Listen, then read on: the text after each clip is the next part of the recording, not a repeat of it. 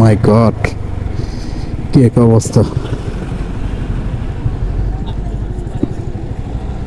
অনেক রিস্ক হয়ে যায় যখন একটা মোটরে এক হাতে গাড়ি পড়ে যায়।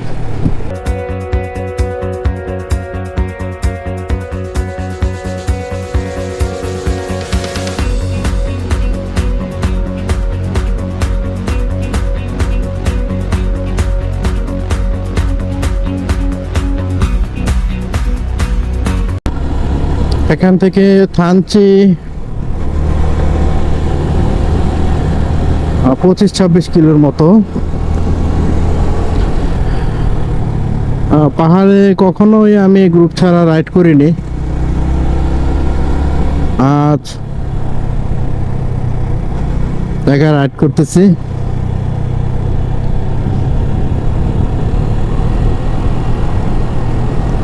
আমার সাথে যেই বাইকগুলো এসেছিল ওরা আজ কক্সবাজারের উদ্দেশ্যে রওনা দিয়েছে,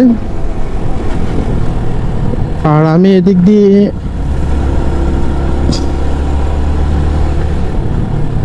পাহাড়ি রাইডটা আস্তে আস্তে এনজয় করতে করতে যাব। একা যেহেতু, আমার সাথে পিলিয়ন আছে। গ্রুপ ছাড়া পাহাড়ি রাইড করলে কেমন কেমন আনইজি লাগে, একা একা নিজেকে শূন্য মনে হয়।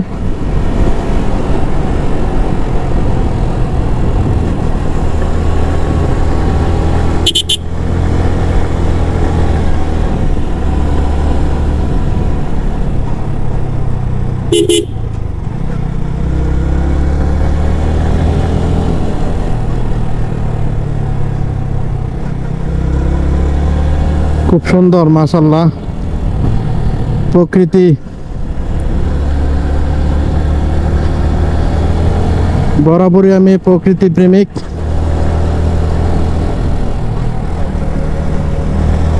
প্রকৃতির টানে বারবার ছুটে যায় এদিক সেদিক। বান্দরবনের ব্যাপারটা একটু অন্যরকম।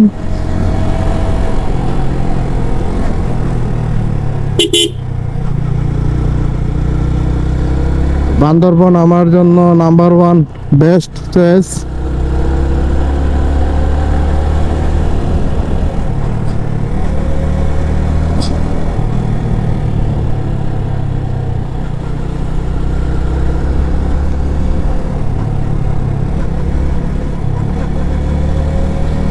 আমরা যে রাইড করে এসেছি, ওই রাইড করে আসার পরে শরীর অনেক ক্লান্ত, অনেক টায়ার্ড হয়ে গেছে, ভালো লাগছে না, এনার্জি অনেকটা কমে গেছে মনে হচ্ছে।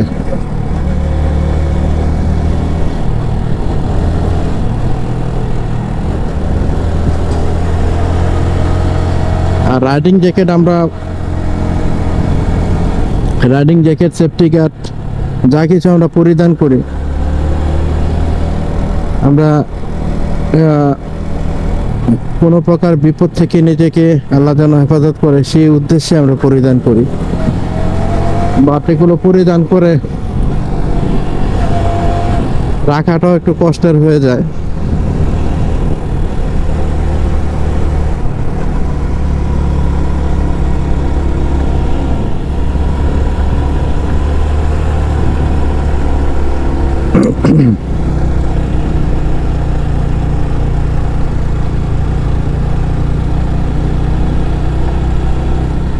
আপনাদের কেমন লাগছে ভিউগুলো অবশ্যই কমেন্ট করে জানাবেন।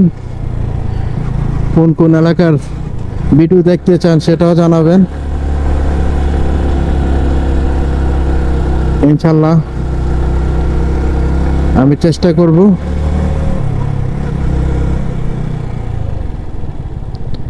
আপনাদের কাছে ভিউগুলো তোলার জন্য। তো আমরা এখানে এসেছি চেকপোস্টে। এখানে আমাদের প্রয়োজনীয় কাজ সেরে এখান থেকে আমরা বেরিয়ে পড়ব। সামনে ডিম পাহাড়। এখানে ক্যাম্পের কাজ সেরে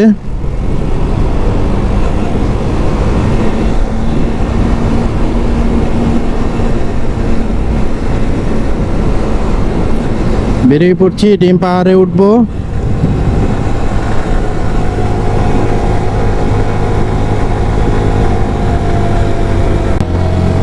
কি কেমন ফিল করছেন সবাই কিন্তু জানাবেন কমেন্ট করে।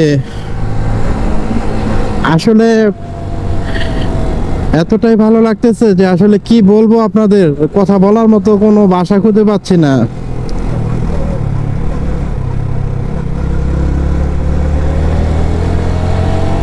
পাহাড়ে রাইড বলার কথা, অনেক দিনের স্বপ্ন আজ পূরণ হয়েছে।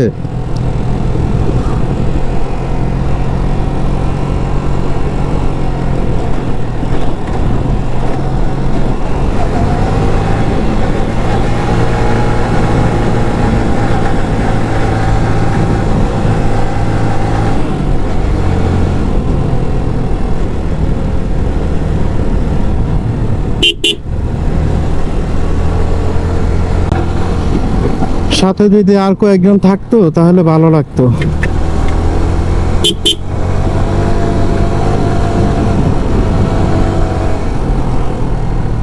যে রৌদ্র, এখানে দাঁড়াবো না, এখানে দাঁড়াইলে শরীর ক্লান্ত হয়ে যাবে।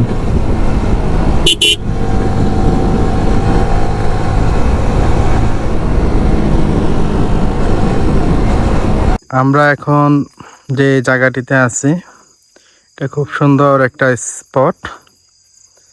এখানে যতবারই এসেছি ততবারই মেঘ দেখেছি, এই ব্যাকগ্রাউন্ডটা অনেক সুন্দর, কিন্তু আজ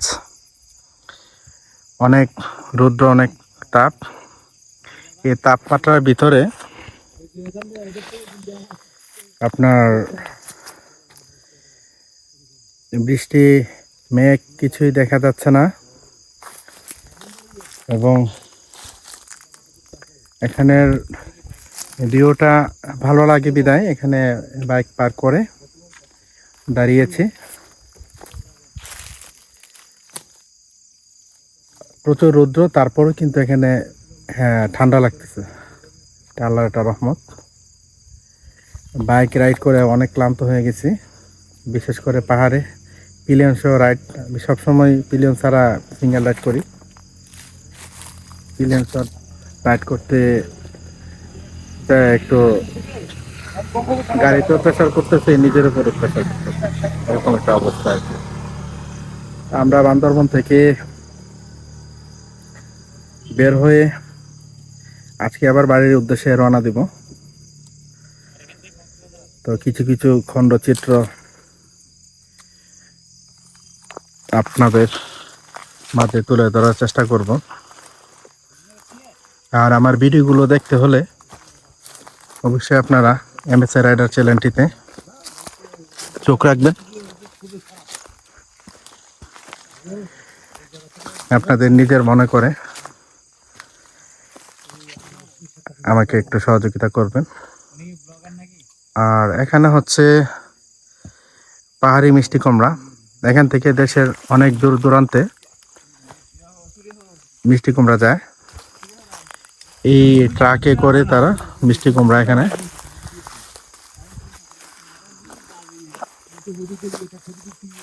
পাঠাচ্ছেন। তো অনেক সুস্বাদু মিষ্টি কুমড়া, এগুলা দেখতে ভালো লাগতেছে। যেহেতু আমাদের নেওয়ার মতো কোনো ব্যবস্থা নেই, আমাদের এমনিতেই গাড়ি অনেক লোড হয়ে গেছে, গাড়িটাকে একটু বিশ্রাম দিয়ে নিচ্ছি, নিজে একটু রেস্ট নিয়ে নিচ্ছি।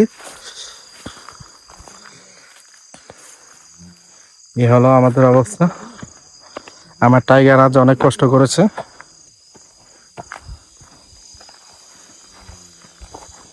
টাইগারকে ছাড়া আমার আসলে ভালো লাগে না কোনো কিছু। টাইগার আমাকে কখনোই নিরাশ করে নাই। গতকাল মিরিঞ্জা ভ্যালিতে উঠেছিলাম, আমাদের সাথে যে বাইকগুলো আসছিল ওরা কেউ সাহস করেনি ওঠার জন্য, কিন্তু আমার টাইগার আমাকে সাহস দিয়েছে, বললো যে চলো, আমি থাকতে তোমার কোনো চিন্তা নাই। আসলে আমি খুব লাকি যে এরকম একটা ব্লু টাইগার আমার আছে।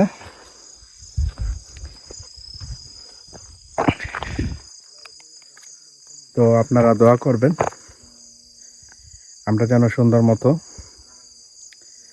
এখান থেকে আমাদের জার্নিটা সম্পন্ন করে বাসায় আসতে পারি। সকল প্রকার বিপদ আপদ থেকে আল্লাহ যেন আমাদের হেফাজত করেন। ঠিক আছে, ভালো থাকুন, সুস্থ থাকুন, দেখা হচ্ছে পথে। বান্দরবন থেকে বেরিয়ে যাচ্ছি, সেটা বড় কথা না। সব থেকে বড় কথা হলো ছোট ভাইগুলোকে মিস করতেছি। ওরা হয়তো এতক্ষণে কক্সবাজারে পৌঁছে গেছেন। একসাথে এসেছি, এখন ওদের ফেলে চলে যাচ্ছি, সেজন্য খারাপ লাগছে। ওরা সুস্থ মতো ওদের ট্যুর সম্পন্ন করে আসলেই খুশি। আল্লাহ তাআলা যেন ওদেরকে ঠিক মতো পৌঁছিয়ে দেন, সেই কামনা করি।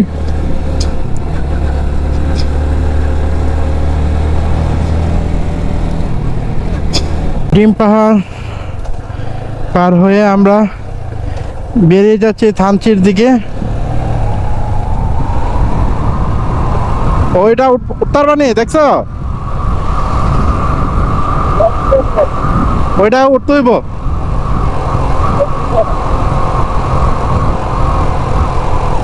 বয়ে থাকতার বানি ভালো করে বই লইছে না।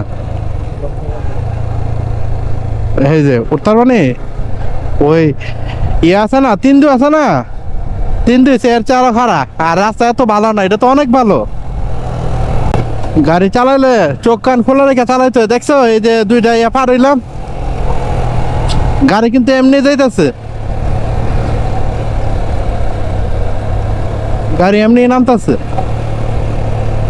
গাড়ি পাখি আমি তো মনে করছিলাম ময়রা বুঝে গেছে গা।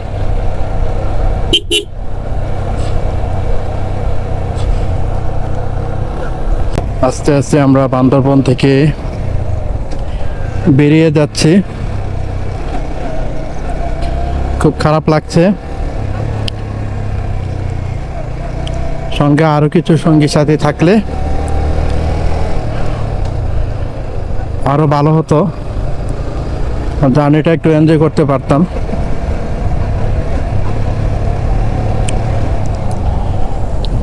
তারপর আলহামদুলিল্লাহ আল্লাহ তাআলা যেটুকু সুযোগ করে দিয়েছেন তার জন্য শুকর গুজার করছি।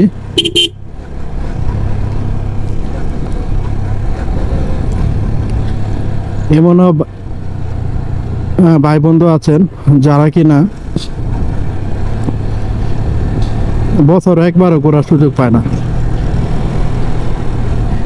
এমনও ভাই বন্ধু আছে যে 6 মাসেও বের হতে পারে না। তো সেই ক্ষেত্রে আল্লাহ তাআলা আমাদের বিশেষ করে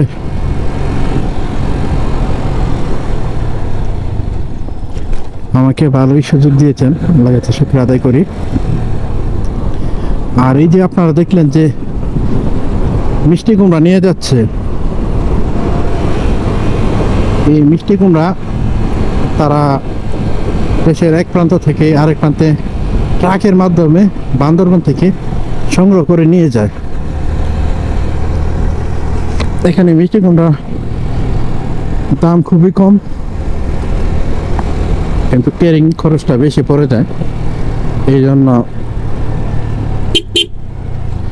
বুকটা পর্যন্ত মালটা পৌঁছাতে কষ্ট হয়ে যায়। আমরা ন্যায্য দামে মালটা পাই না। তাছাড়াও তো মনে করেন অনেক সিন্ডিকেট আছে। এই যে দেখেন বান্দরবনের রাস্তা, এই যে একটা ট্রাক আসছে, আপনি আপনার লেনে থাকতে হবে। বান্দরবন যারা নতুন আসতে চান তারা সব সময় আপনার স্কিলটা যতটুকু সম্ভব একটু ডেভেলপ করতে পারেন, তারপরে আসবেন। 100% না হয়ে কেউ আসবেন না, দয়া করে অনুরোধ। বাই সেকেন্ডের ব্যবধানে বিপদ হয়ে যায়। পাহাড়ে রাইড করতে গেলে আপনার চোখ কান অবশ্যই খোলা রাখতে হয়। দেখবেন একবারে খালি রাস্তা, কেউ নাই, হঠাৎ করে দেখবেন একটা গাড়ি এসে পড়ছে। এমনও গাড়ি আছে হর্নও দিবে না। গত 2 বছর আগে একবার আসছিলাম, তখন দেখলাম এক ভাই উনি অ্যাক্সিডেন্ট করছেন।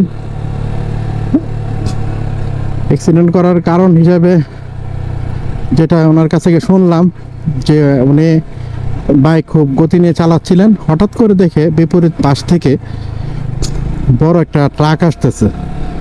তো উনি আতঙ্কিত হয়ে গেছে। আতঙ্কিত হওয়ার দরুন ভাগ্যেশ উনি ছিলেন বাম পাশে, বাম সাইডে, ডান সাইডে হচ্ছে মনে করেন পাহাড়ের ডাল।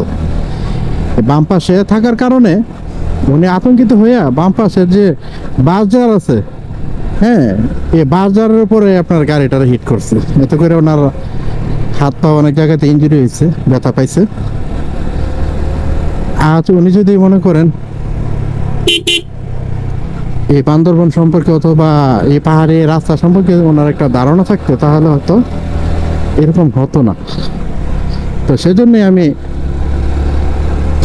আমার ভাই বন্ধু যারা আছেন সবাইকে বলবো যে আপনারা সবসময় আপনাদের স্কিলটা যতটুকু সম্ভব ডেভেলপ করতে পারেন, ডেভেলপ করে আসবেন। আর যখন পরিপূর্ণ হয়ে আসবেন তখনই আপনার একটা কনফিডেন্স থাকবে কোন পরিস্থিতিতে কিভাবে আপনাকে বাইক নিয়ন্ত্রণ করতে হবে, এই বিষয়ে আপনি সবাইকে একটা ধারণা দিতে পারবেন। আর আমি আসলে কেউ অন্যভাবে নেবেন না যে আমি এত কিছু বুঝি, আমি হ্যাঁ জ্ঞান দিচ্ছি, কেউ আমাকে ভুল বুঝবেন না ভাই। আমি এটা বলার উদ্দেশ্য হলো সচেতনতা ভাই। আমরা হচ্ছে বাইকার, আমরা মোটর ব্লগ করি। মোটর ব্লগ করি, আমরা চাই যে একটা নিউজ, একটা তথ্য যাতে আমাদের পরবর্তী বাইকার ভাই যারা আছে তাদের কানে পৌঁছায়। সাবধানের মাইন্ড নাই, সাবধান থাকলে যে কোনো বিপদ থেকে আল্লাহ আপনাকে হেফাজত করতে পারেন। এই যে দেখছেন এই মোচরে আমি আসছি, অটোটা কিন্তু আপনার সারা রাস্তা নিয়ে এসে গাড়িটা ঘুরাচ্ছিল। তো আমি যখন বুঝতে পারছি যে কিছু একটা আসতেছে, সে কিন্তু আমাকে হর্ন দেয় নাই, আমি তাকে হর্ন দিছি। হর্ন দেওয়ার পরে সে কিন্তু আমাকে রাস্তা বের করে দিছে, না হলে সে পুরোটা মোচর নিয়ে সে গাড়িটা ঘুরাইতো। এটা বাস্তব প্রমাণ, দেখতে পাচ্ছেন। তো আমারও বেশি সমস্যা হয় নাই, আমার গাড়ি আমি নিয়ন্ত্রণে আনতে পারছি।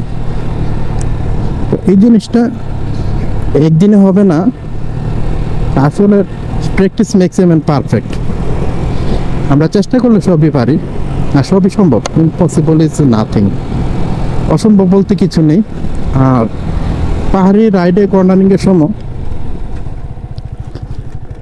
অবশ্যই খেয়াল করবেন যে কোথাও নুড়ি পাথর আছে কিনা। এই নুড়ি পাথরগুলা আপনার বাইক যখন আপনি কর্নারিং মোডে থাকবেন, তখন এই নুড়ি পাথর যদি থাকে তাহলে আপনি একটু সেফলি আপনি কর্নারিংটা করবেন। বেশি অ্যাঙ্গেল হবেন না, বেশি অ্যাঙ্গেল হলে গাড়ি আপনার স্লিপ করে পড়ে যেতে পারে। এই নুড়ি পাথর এগুলা কিন্তু খুবই ডেঞ্জারাস। আপনি পড়ার পর বুঝতে পারবেন না কি লেগে পড়ছেন, এই আর কি। তো কে কোন জায়গা থেকে আমার ব্লগ দেখেন অবশ্যই কমেন্ট করে জানাবেন। কোন এলাকার থেকে কোন বাইক দেখতেছেন, সবার জন্য নিবেদিত থাকার চেষ্টা করব। আসলে ব্লগিং আমার পেশা না, এটা আমার শখ। শখের বশবর্তী হয়ে ব্লগিং করি। আর আমার মেইন বিজনেস হচ্ছে আপনার টেকনোলজি। আমি প্রিন্টার সেলস এবং সার্ভিস সেন্টার আছে আমার। তো আমার মেইন কাজ হচ্ছে আপনার সেটা আর কি। তো ব্যবসা করি বিদায় আপনার বের হতে পারি মাঝে মধ্যে বাইক নিয়ে। আর এখানে একটা ভিউ পয়েন্ট আছে, ভিউ পয়েন্টে দুই একটা ফটো ক্যাপচার করে বেরিয়ে যাব, কারণ আমাদের এমনিতে লেট হয়ে গেছে। অন্য জায়গাতে একটু ব্রেক বেশি দিয়েছিলাম।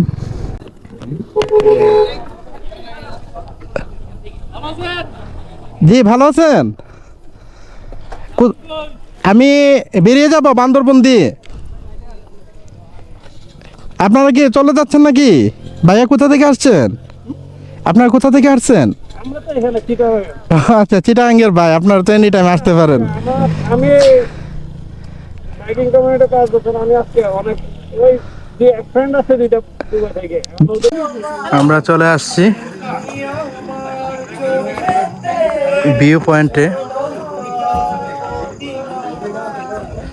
এখানে এই ভিউটা যতবারই আসে না কেন মিস করা যাবে না। এত সুন্দর ভিউ অবশ্যই দেখতে হবে।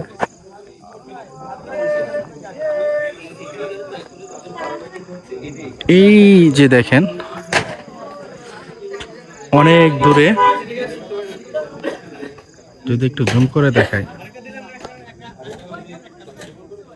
এই যে দেখেন অনেক মানে এই পাহাড়ের গভীরে এই যে ঘরগুলো দেখা যাচ্ছে।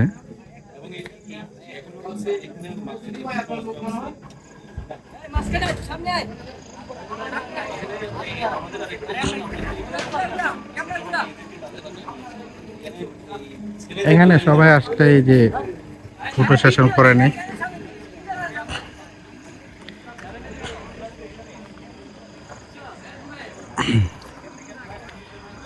আমরা এখান থেকে পাহাড়ি লেবুর সন্ধান পেয়েছি। দাদার দোকানে বরাবরই আমরা আসলে একটা ব্রেক দেই। এ হচ্ছে পাহাড়ি লেবু, বিগ সাইজ, অনেক বড়, দেখতে মনে হচ্ছে যে অনেকটা ইয়ের মতন, তরমুজের মতন। তো বাসার জন্য নিয়ে নিয়েছি। এখান থেকে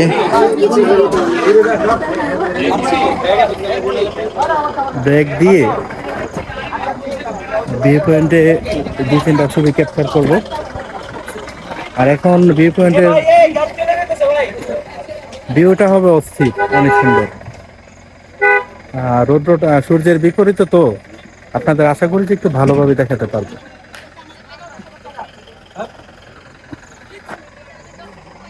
ভয়েস ঠিক মতো শুনছেন কিনা অথবা রেকর্ড কেমন হচ্ছে সেটা জানাবেন।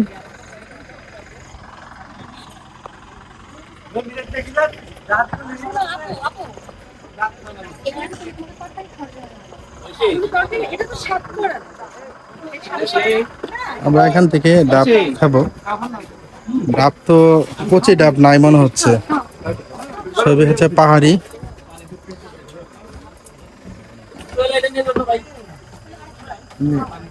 ক্লান্তি দূর করার সুন্দর একটা স্পেস এখানে।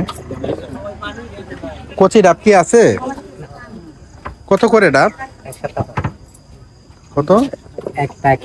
একটা 100 টাকা। আপনারা ডাব খেলে তো পেট ভরে যাবে এমনি, মানে ক্ষীর সহ আর কি, নারকেল।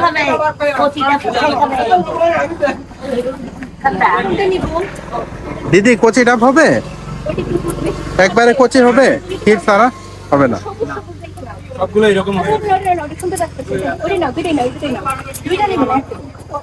আচ্ছা দেখি, আমরা এখানে রেস্ট নেই।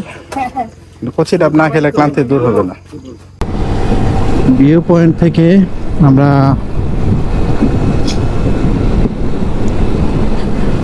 কিছুক্ষণ রেস্ট নিয়ে নিলাম এবং ভিউ পয়েন্টের সুন্দর দৃশ্যগুলো উপভোগ করার পর বেরিয়ে পড়তেছি।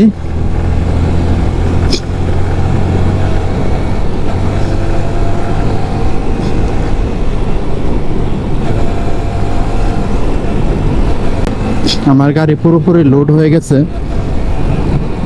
আমার ব্যাগটা ছিল 5 কেজি, ব্যাগটা এখন হচ্ছে 20 কেজি। বান্দরবনের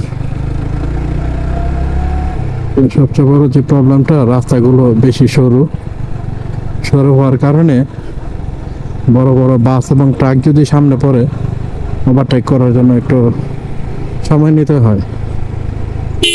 আমার সামনে একটা বাস দেখতে পাচ্ছেন, সে যে পর্যন্ত আমাকে রাস্তা না দিবে সে পর্যন্ত আমি যেতে পারছি না। কারণ হলো কোনো পরিমাণ ঝুঁকি নেওয়া যাবে না।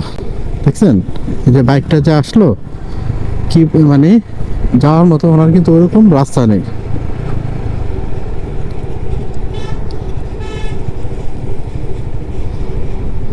আর এগুলো হচ্ছে বাঘ। এই বাঘের ভিতরে বেশিও না হয় আপনি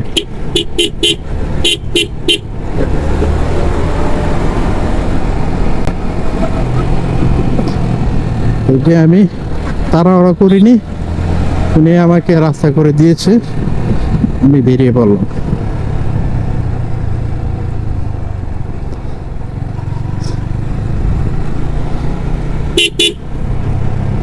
এই নিয়মগুলো আপনার মেনে চললে আপনার জন্য একটু সহজ হয়ে যাবে।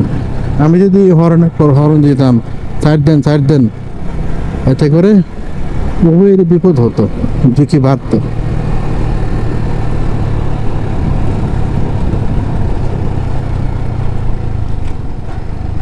ওরে বাবা, আইলেন যানবাহন দুর্ঘটনা প্রবণ এলাকা। আমাদের বেশি একটা বাকি নেই, অনেকটা পথ আমরা চলে এসেছি। সম্ভবত বান্দরবন আর 14-15 কিলো থাকতে পারে।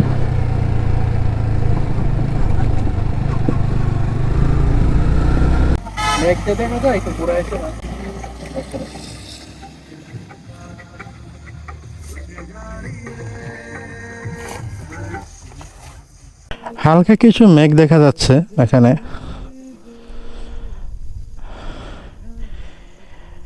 মেঘের খুব সুন্দর একটা চলাচল লক্ষ্য করা যাচ্ছে। মেঘ নেমে আসছে আকাশ দিয়ে। লাখো কোটি শুক্রিয়া।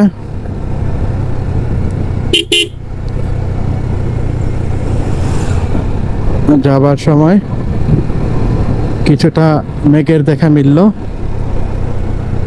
মেঘ দেখা যাচ্ছে।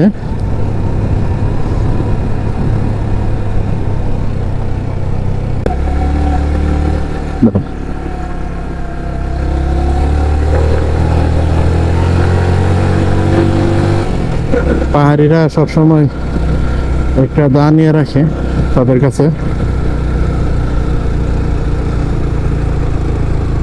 তারা যে কিভাবে হাইটা হাইটা উঠে।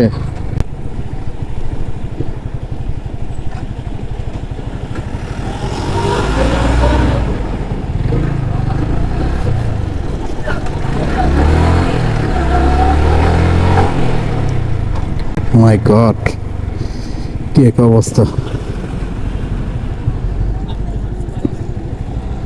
অনেক রিস্ক হয়ে যায় যখন একটা মোটরে একাধিক গাড়ি পড়ে যায়।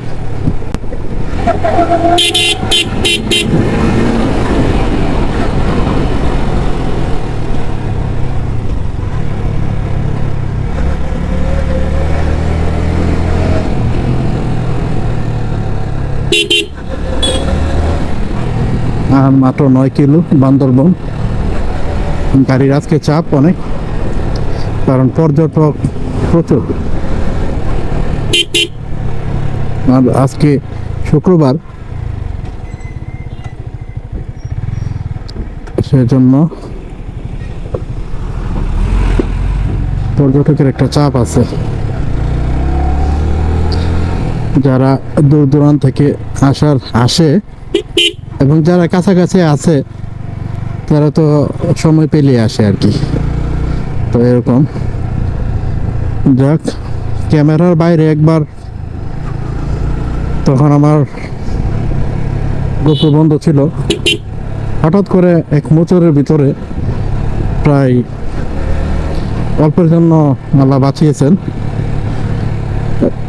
একটা বাস সম্পূর্ণ রাস্তা বন্ধ করে মুচুরের ভিতরে আসছিল, কোনো মতো জীবনটা বাঁচাইছি, আল্লাহ বাঁচাইছেন, নিজেকে সেভ করছি কোনো রকম। শুক্রিয়া আদায় করে আল্লাহ। আমরা এখানে একটা হোটেলে ছিলাম গতবার যখন আসছিলাম, আর এখন আমরা বেরিয়ে যাচ্ছি বান্দরবন থেকে। এই মুহূর্তে আছি বান্দরবন শহরে।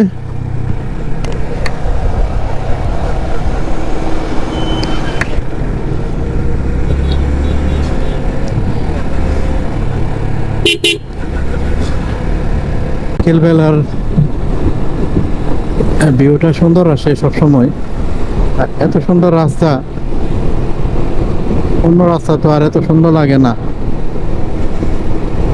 সেজন্য ভাবলাম আর একটু ভিডিও নিয়ে নিই অল্প কিছু।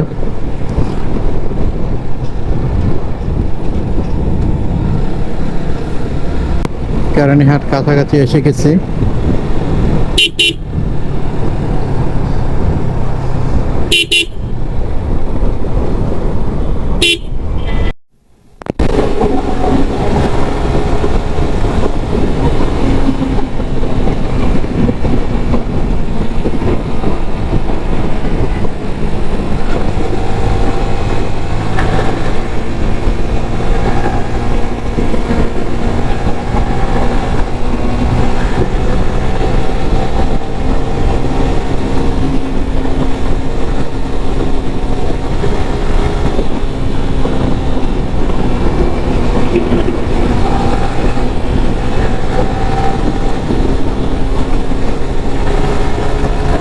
কর্ণফুলী ব্রিজের টোল প্লাজা পার হয়ে আমরা কর্ণফুলী ব্রিজের দিকে উঠে যাচ্ছে।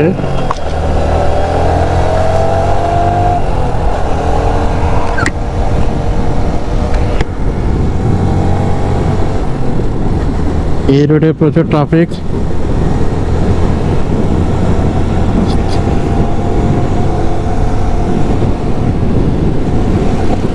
ইনশাল্লাহ বায়েজিদ লিক রোড দিয়ে বের হব।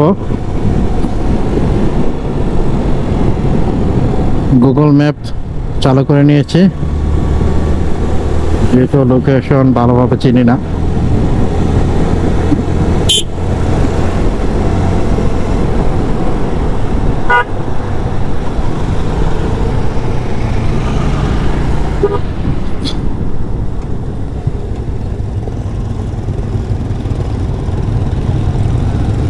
আল্লাহ ভরসা। আপনাদের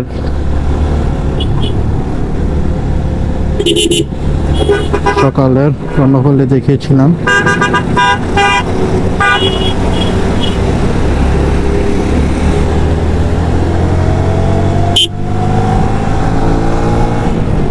সন্ধ্যার কর্ণফুলী দেখালাম।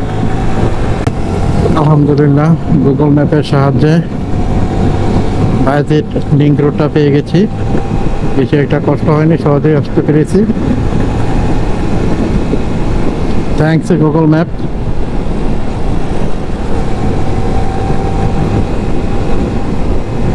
ঢাকা চট্টগ্রাম মহাসড়কে উঠে গেলে আর বেশি একটা প্যারা থাকবে না।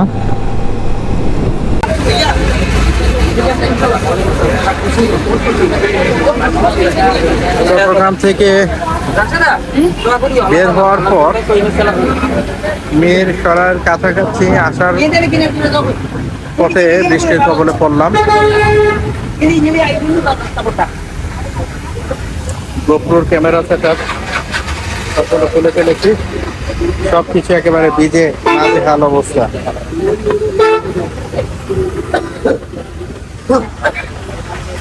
ঢাকা চট্টগ্রাম মহাসড়কে গাড়ির প্রচুর চাপ, ঠিকমতো গাড়ি চালানো যাচ্ছে না, প্রচুর ট্রাফিক। সেজন্য আর কোনো রাস্তায় কোনো বের নেই আপনাদের জন্য। রান্না করে যেতে পারলেই হলো। পরিস্থিতি একটু স্বাভাবিক হলে, বৃষ্টিটা একটু কমলে আমরা বেরিয়ে পড়বো। পাখিটা পার করছি না। দোয়া করবেন আমরা যেন অতি দ্রুত বাড়িতে পৌঁছাতে পারি। এই মুহূর্তে আছি কুমিল্লা ময়নামতি।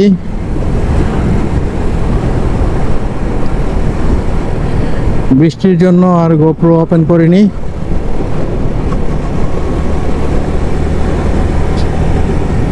আশা করছি 10:25 বাজে, 11:30 নাগাদ বাসায় পৌঁছাবো ইনশাল্লাহ, যদি কোনো প্রবলেম না হয়।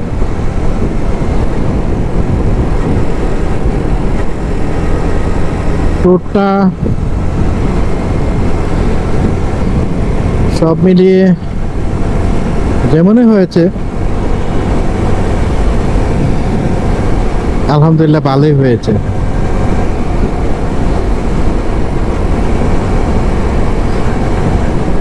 আল্লাহর রহমত ছিল,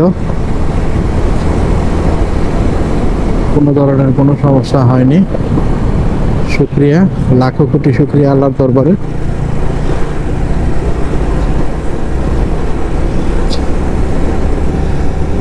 যে তিনি আমাদের রহমত দান করেছেন।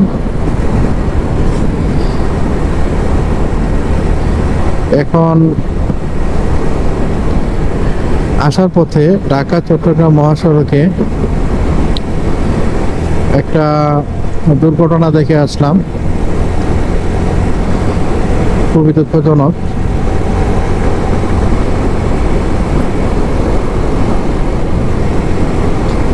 ট্রাক অথবা বাস মানে একবারে রাস্তার সাথে মিশিয়ে ফেলাইছে। আমি সামনে যাইনি, আমার ভয় করতেছিল, এরকম সিচুয়েশন দেখার মতো কোনো সাহস ছিল না আমার মাঝে। যে বাইকটা অ্যাক্সিডেন্ট করছে উনি একজন বাইকার ছিলেন, একবারে বাইকটা ফেলাইছে ভাই, রাস্তার সাথে মিশিয়ে ফেলাইছে। আল্লাহ আমাদের হেফাজত করুক। খুব খারাপ লাগতেছে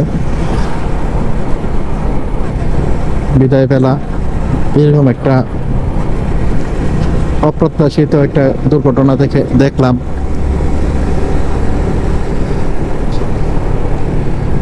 কিছু বলার নেই, আল্লাহ ওনাকে জান্নাত নসিব করুক। আলহামদুলিল্লাহ, চলতে চলতে ব্রাহ্মণবাড়িয়ার কাছাকাছি এসে পড়েছি। আজকের ভিডিওটা তাহলে আর দেরি করব না, এমনিতেই লম্বা হয়ে গেছে। আপনারা আবার বিরক্ত ভাববেন না, ধৈর্য সহকারে সম্পূর্ণটা ভিডিও দেখার অনুরোধ রইল। আমার ভিডিওতে যদি কোনো কিছু ভালো লেগে থাকে তাহলে একটা লাইক, একটা কমেন্ট এবং একটা শেয়ার করে হয়ে যাবেন আমার ফ্যামিলি মেম্বার।